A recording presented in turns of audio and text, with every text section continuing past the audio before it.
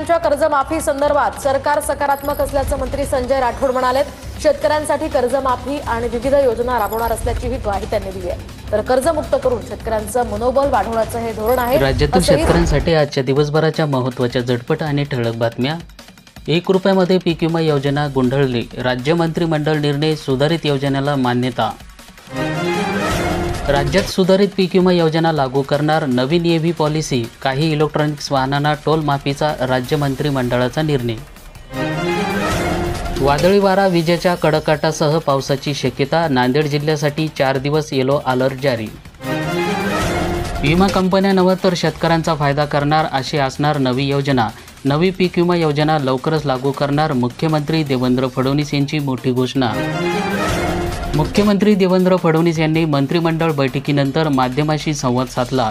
यावेळी मुख्यमंत्री पालघम दहशतवादी हल्ल्यातून कुटुंबांना शासनाकडून 50 लाखांची मदत देण्याचा निर्णय घेण्यात आल्याची माहिती दिली।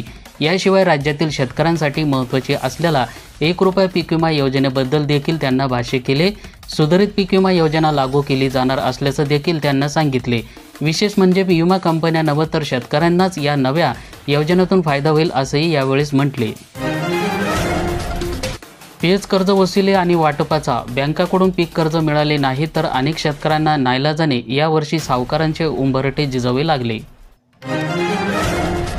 रखडलेली कर्जमाफी, कमी विमा परताव्यामुळे शेतकरी नाराज, निवडणुकीपूर्वी महायुती सरकारने दिलेल्या कर्जमाफीची हमी प्रत्यक्षात न आणल्यामुळे आणि पीक विमा अपुरा मिळाल्यामुळे नांदेडमधील शेतकऱ्यांमध्ये तीव्र नाराजी आहे। धान्य खरेदी आणि करता भावात तर द्या, दरवर्षी सरकार वेगवेगळे धान्य खरेदी करत असतात, त्यामध्ये मोठ्या प्रमाणावर भ्रष्टाचार होत असतो। शेतकऱ्यांनाही त्रास दिला जातो, म्हणून ही योजना बंद करावी आणि त्याऐवजी भावांतर योजनेअंतर्गत शेतकऱ्यांना फरक देण्यात यावा। शेतकऱ्यांना पीक विमा भरपाई कधी मिळणार? राज्यातील शेतकऱ्यांसाठी पीक विमा योजनेत मोठा बदल करण्यात आलेला आहे। राज्य मंत्रिमंडळाच्या निर्णयानुसार 1 रुपयामध्ये मिळणारा पीक विमा बंद करण्यात आला असून नैसर्गिक आपत्तीमुळे होणाऱ्या नुकसानीची भरपाई तरतूद ही रद्द करण्यात आली आहे। पण आता पीक विमा योजनेतील केवळ पीक कापणी प्रयोग एकाच ट्रिगरवर आधारित भरपाई मिळणार आहे। यामध्ये भरपाई निश्चित करताना सोयाबीन, भात, कापूस आणि गहू या पिकांसाठी 50% तंत्रज्ञान आधारित उत्पादन आणि 50% पीक कापणी प्रयोगावर आधारित उत्पादन गृहीत धरण्यात येणार आहे। लाडक्या बहिणींना महिना 21 रुपये देण्याकडे सरकारचं दुर्लक्ष। सरकार सत्तेवर येण्याआधी महिलांना लाडकी बहीण योजनेतून 2100 रुपये देण्याचं आश्वासन महायुतीचे निवडणूक जाहीरनाम्यामध्ये दिले होते।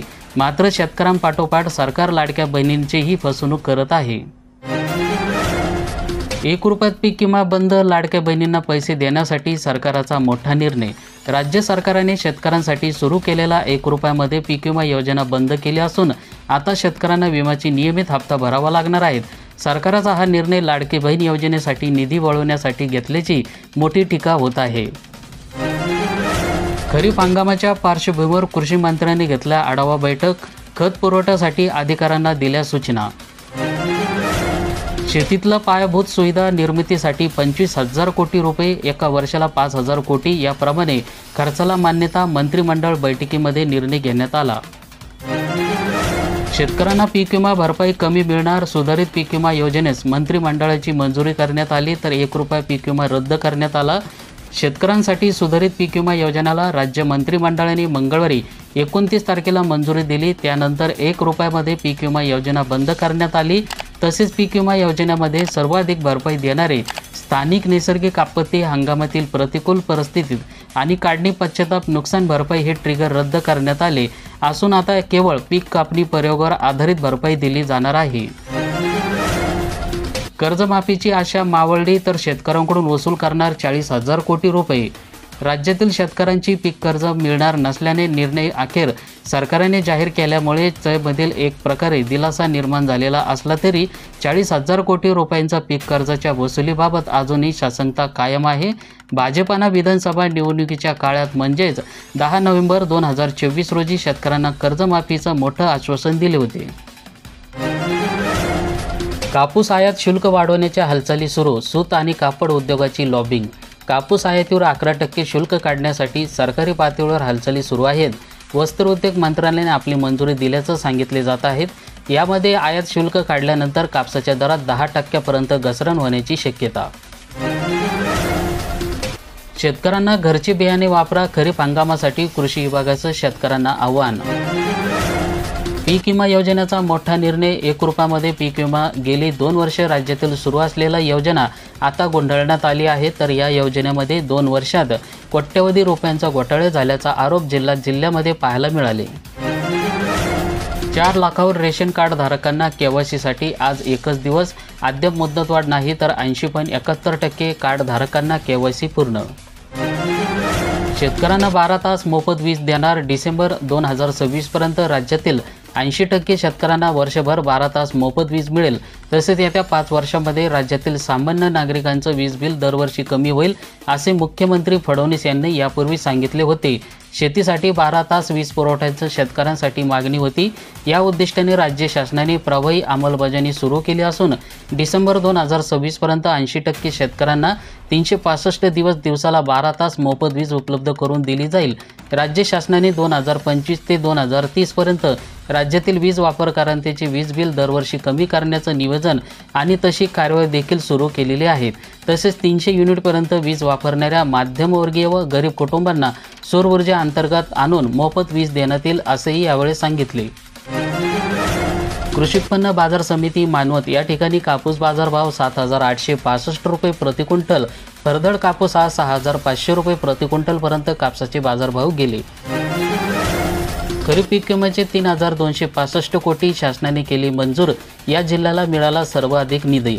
यंदाचा पंतप्रधान पीक विमा खरीप योजनेतून हंगामातील स्थानिक नैसर्गिक आपत्ती तसेच प्रतिकूल परिस्थितीमध्ये झालेल्या नुकसानीमुळे शेतकऱ्यांना 3,265 कोटी रुपयांची भरपाई मंजूर करण्यात आली. यंदाचा पंतप्रधान खरीप पीक विमा योजनेतून हंगामामधील स्थानिक नैसर्गिक आपत्ती तसेच प्रतिकूल परिस्थितीमध्ये झालेल्या नुकसानीमुळे शेतकऱ्यांना 3,265 कोटी रुपयांची भरपाई मंजूर करण्यात आलेली आहे. आतापर्यंत 2,546 कोटी रुपयांची नुकसान भरपाई शेतकऱ्यांच्या खात्यावर जमा करण्यात आलेली असून उर्वरित 719 कोटी रुपये लवकरच संबंधित शेतकऱ्यांना देण्यात येतील, अशी माहिती कृषी विभागाकडून देण्यात आली. विम्याचे पैसे न आल्यामुळे शेतीचे काम रखडले. 2 लाख शेतकऱ्यांना 282 कोटी रुपये मिळणार. लाभार्थ्यांची ई-केवायसी रखडली. रेशनच्या धान्यावर टांगती तलवार. जिल्ह्यातील 10.5 लाख लाभार्थी, 2.37 लाख लाभार्थी ई-केवायसी पासून दूरच. शेत रस्त्यावरील अडथळे दूर होणार. शेतकऱ्यांना दिलासा. अकोट तालुक्यातील शेतरस्ता समितीचं गठन. वांद्याचं होणार विनिराकरण. साठवणूक केलेल्या हरभऱ्याला नामपत्र. भाव. शेतकऱ्यांच्या अडचणी वाढल्या. उत्पादन घट आल्याने उत्पादन चिंतेमध्ये. बाजारात विकण्याऐवजी साठवणुकीवर शेतकऱ्यांचा भर. आधार लिंक करण्यास आळस. संजय गांधीचा लाभ घ्यायला परत. 5 महिन्यापासून पैसे बुडाले. डीबीटी प्रणालीद्वारे होणार वितरण. कानाडोळा पडलाय महागात. अवकाळी पावसाचा तडाखा. भात मक्का पिकांचं मोठं नुकसान. पंचनामे करून सुद्धा नुकसान भरपाई द्या. बाधित शेतकऱ्यांची मागणी. तालुक्यातील मंगळवारी 29 तारखेला अवकाळी पाऊस आणि गारपिटांचा चांगलाच तडाखा बसला.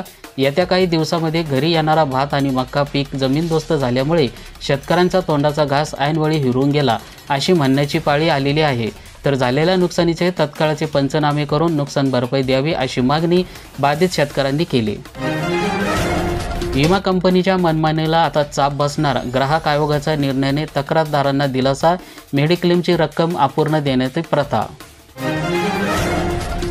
अक्षय तृतीयेच्या मुहूर्त साधत अनेकांनी केली खरेदी. सोनं चांदीसह वाहन खरेदी विक्री. बाजारपेठेमध्ये कोट्यवधींची उलाढाल.